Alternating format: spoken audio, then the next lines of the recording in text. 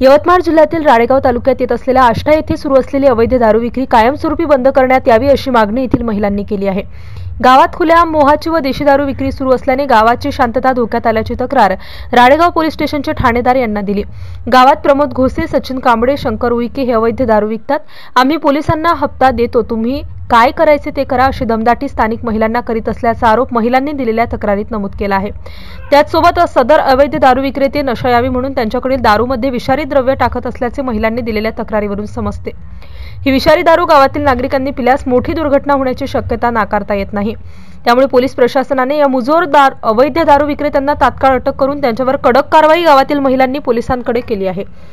सदर निवेदन देतेवेळी सोनू विशाल तोडासे, वनिता रमेश कोटमकर, चंदाबाई शालिक जळेगार, सुमन विलास मांढरे, कांता वसंता परीस, मंगला रमेश मांढरे, वर्षा अमर भोरे, मंगला वासुदेव मांढरे, अरुणा नागपुरे, माळाबाई मधुकर मांढरे, संगीता सुभाष मांढरे, सुरेखा संदीप मांढरे, संगीता मंगेश आष्टकार, लता सुरेश उईके, सौमित्रा भोला पाल, पुष्पा महादेव खेकारे, लता विजय वाघमारे, माला विजय पारिसे, संगीता सुरेश करलुके, मंदाबाई तांडबाजी पारिसे, सारिका प्रवीण पारिसे तसेच असंख्य महिला उपस्थित होत्या।